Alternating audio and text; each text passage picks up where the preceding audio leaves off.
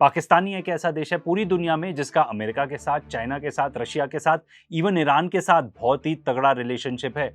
पाकिस्तान को आके खुली सपोर्ट किया था चाइना ने, टर्की ने, अजरबैजान ने during operation Sindoor, and India को 0 कंट्रीज ने आके फुली सपोर्ट किया था इंक्लूडिंग इजराइल। वो उन्होंने भी आके स्टेटमेंट जो दी थी वो ये दिया था, we are with India against terrorism.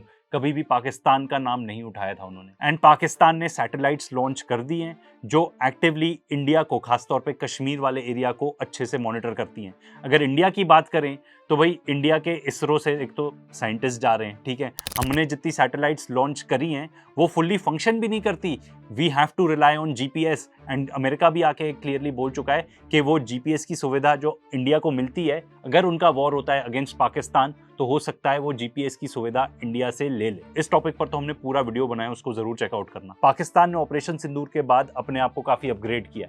उन्होंने अपने मिसाइल्स अपग्रेड करी हैं, उन्होंने अपने जेट्स अपग्रेड करे हैं। चाइना से उनको और भी जो अपग्रेडेड जेट्स हैं वो मिलने वाले हैं या मिल चुके हैं। इंडिया की अगर बात करें तो हमने कोई भी ऐसा मीनिंगफुल अपग्रेड नहीं किया है to our air force. And India और पाकिस्तान के बीच में जब वॉर होगा तो एयर बैटल ही होगी, जो एयर सुप्रीमेसी बना सकता है वही वॉर जीतेगा। एंड इंडिया तो ये स्टांस लेके बैठा है कि ऑपरेशन सिंदूर तो अभी हमने पॉज कर दिया है। एंड देखो, मेरा ओपिनियन तो ये है कि अगर हम पाकिस्तान के अगेंस्ट फिर से एक और कॉन्फ्लिक्ट करते हैं तो भाई आउटकम तो वही होने वाला है, क्योंकि पाकिस्तान ने अपग्रेड किया है, हमने कुछ भी ऐसा नहीं किया, तो भाई आउटकम वही होगा, ठीक है। इंडिया हारेगा, इसलिए मुझे लगता है पाकिस्तान इनफ डेटरेंस अचीव कर चुका है। तो भाई सवाल ये उठता है कि पाकिस्तान क्या करेगा इतने ज्यादा गुडविल का, क्योंकि यही एक डिफेंस पैक्ट नहीं है, पाकिस्तान ने सोमालिया के साथ भी एक डिफेंस पैक्ट किया है। तो पाकिस्तान अपने आप को बहुत अच्छी तरीके से पोजीशन कर रहा है for the new world order. And ये एकदम उल्टा है compare to what India is doing. And जब आप इसको इस चीज से लिंक कर लो कि पाकिस्तान, चाइना, टर्की भी actively they are giving statements on the Kashmir issue against India, तो सवाल ये उठता है जब पाकिस्तान इतनी गुडविल एस्टैब्लिश कर लेगा सारे बड़े प्लेयर्स के साथ एंड सारे जो कंट्रीज हैं विद इन द रीजन, क्या पाकिस्तान इसको अपने फेवर में यूज कर सकता है ऑन द कश्मीर इशू? देखो, ये बात तो टाइम ही बताएगा, पर इसमें एक चीज और है नोटवर्दी कि पाकिस्तान को चाइना भी सपोर्ट कर रहा है। एक बहुत बड़ी वजह है पाकिस्तान मीडिएट कर पाया between Iran and United states of America, वो था चाइना, क्योंकि चाइना ने बैक किया पाकिस्तान को।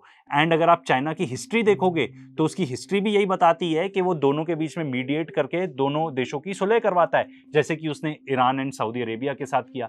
साथ ही साथ जितने भी राइवल फैक्शंस थे पैलेस्टीन के अंदर, उन्होंने उनको भी एडवाइस दी, उनके बीच में मीडिएशन कराई एंड उन सबको बोला कि भाई आप सबको इकट्ठा होना पड़ेगा अगर आपको इजराइल के खिलाफ लड़ना है तो।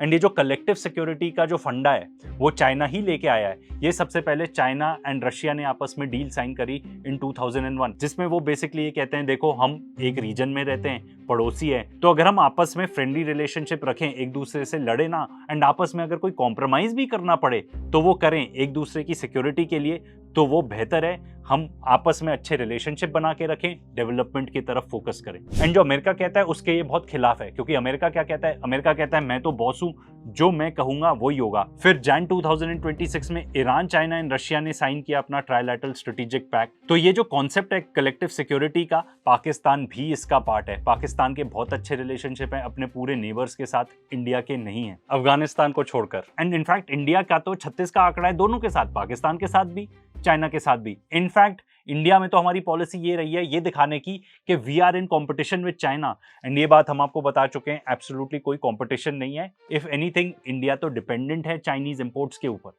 एंड अगर आप इंडियन पोजीशन देखो तो भाई हम जो वेस्ट हैं, जो गोरे लोग हैं, हमें उनके साथ फोटो खिंचाना अच्छा लगता है, हमें उनके गले लगना अच्छा लगता है।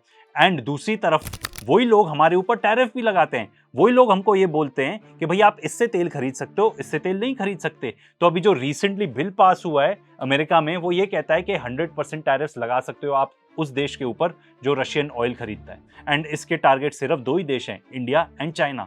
एंड हमारे जो स्ट्रेटेजिक एसेट्स थे सच एज चाबहार पोर्ट, वो भी हमने छोड़ दिए अमेरिकन प्रेशर में आकर। एंड इंडियन फॉरेन पॉलिसी और मार खा रही है। कैसे? G20 के अराउंड हमने आईमेक कॉरिडोर अनाउंस किया। ये जो कॉरिडोर है इसमें one of the biggest players है सऊदी अरेबिया। ये वर्चुअली खत्म हो चुका है अब ये कॉरिडोर। एंड चाबहार पोर्ट भी हमारे पास नहीं है, तो भाई हमारे पास जो ट्रेड रूट था पहले, नॉर्थ साउथ ट्रेड कॉरिडोर, वो भी गया। एंड आईमेक तो अब इस अग्रीमेंट के बाद ऑलमोस्ट खत्म ही है, क्योंकि सऊदी अरेबिया कोई भी ऐसा अग्रीमेंट नहीं करेगा जो इजराइल को डायरेक्ट बेनिफिट करता हो। इसके अलावा हमने कौन सी स्ट्रेटेजिक पार्टनरशिप बनाई, क्वाड, वो भी ऑलमोस्ट खत्म है।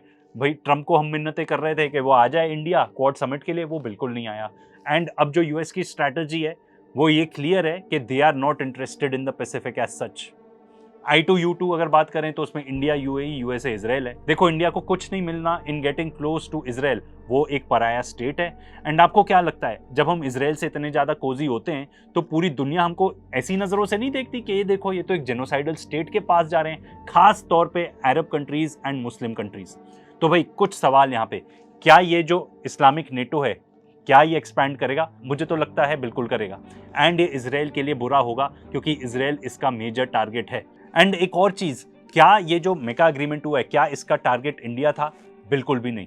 बट ये जो नया वर्ल्ड ऑर्डर बन रहा है, पाकिस्तान इसमें अपने आप को बहुत अच्छी तरीके से पोजीशन कर रहा है। एंड इंडिया के लिए ये मेगा अग्रीमेंट बिल्कुल भी थ्रेट नहीं है। इंडिया के लिए सबसे बड़ा थ्रेट है उसकी खुद की फॉरेन पॉलिसी।